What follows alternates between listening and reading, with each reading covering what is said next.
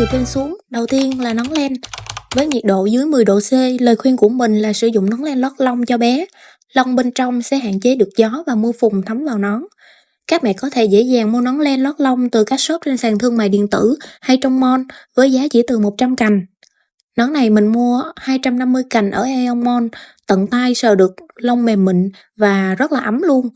Một dạng nón len nữa, mỏng nhẹ thôi. Nón này mình có thể đội khi đi Đà Lạt, khi tiết trời không quá lạnh nè. Và nón này thì mình có thể trùm được mũ của áo phao lên luôn. Nếu mà các mẹ muốn có bịch tai thì mình dùng nón dạng này nhé. Em này thì chỉ có một lớp thôi nhưng mà có thêm bịch tai ấm lắm. Kiểu dáng cũng đáng yêu nữa. Nếu mà có sẵn nón rồi thì các mẹ cũng có thể mua bịch tai riêng như thế này. Điểm cộng là rất đáng yêu nhưng mà điểm trừ là rất là dễ tuột ấy. Để chụp hình thì sẽ ok hơn. Rồi tinh hoa hội tụ là đây, một chiếc nón siêu dày có lót lông, kèm luôn cả bịch tai nữa. Nón này thì Sữa đã sử dụng khi đi Nhật vào mùa xuân, lúc đó nhiệt độ khoảng 5 độ thì vẫn ấm lắm nha. Mình thì mình ưng chiếc nón này nhất nè.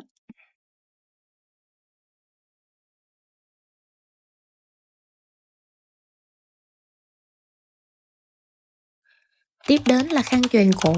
Công dụng của nó là giữ ấm cổ, giữ ấm ngực và tránh gió. Mình giới thiệu đến mọi người hai dạng là dạng ống và dạng khăn choàng. Thực ra mình mới đặt mua dạng ống này gần đây thôi vì hiện tại nhiệt độ tại Hàn Quốc lại đang âm 10 độ C. Các bạn có thể kéo ống lên để che miệng và mũi, giữ ấm mặt cũng rất là quan trọng trong thời tiết này. Mình mua hẳn 3 cái cho cả nhà luôn.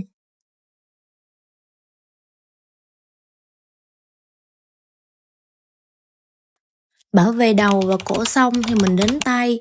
Đây là găng tay mình mua cho Sữa ở Nhật. Nhìn chung là đủ ấm thôi. Buổi sáng thì có thể không cần mang găng tay nhưng chiều tối sẽ rất là lạnh nhé. Giữ ấm đôi tay nhỏ cũng rất là cần thiết nè. Nếu cả nhà đi trượt tuyết hay du lịch vào mùa tuyết rơi thì các mẹ cần chuẩn bị một đôi găng tay có lót lông cho bé nhé. Bên ngoài là chất liệu ni lông chống thấm. Mình đặt thử nhiều đôi có chia ngón size em bé ở các shop nước ngoài nhưng đều bị hủy đơn, đành phải mua đôi này không thể chia ngón được, hơi khó để bé có thể cầm nắm. Đây là một dạng găng tay chia ngón, mình cũng mua 2 đôi cho vợ chồng mình, siêu dày và ấm luôn. Món quan trọng nhất vẫn là áo khoác để giữ ấm ngực trong thời tiết giá lạnh. Thì mình có thể sử dụng áo lông cừu. Đây là một cái mình mua của Zara và một cái của Uniqlo. Giặt rồi nên lông hơi túm lại một xí. Mình để hai chiếc kế bên cho các mẹ dễ so sánh hen, không khác nhau là mấy.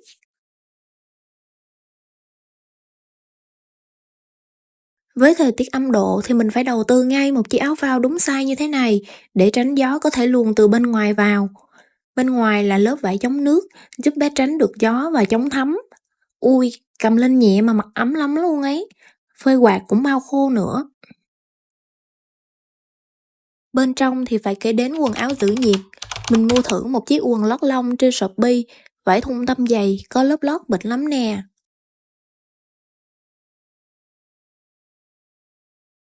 Còn đây là bộ giữ nhiệt Heattech hot hit nhà Uni, vải cực mỏng luôn nên mới đầu mình khá lo ngại về công năng của nó.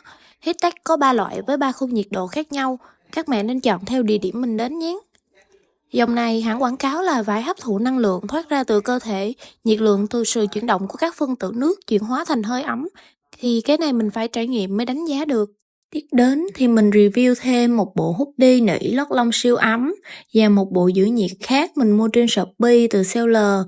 Các mẹ có thể tham khảo ha.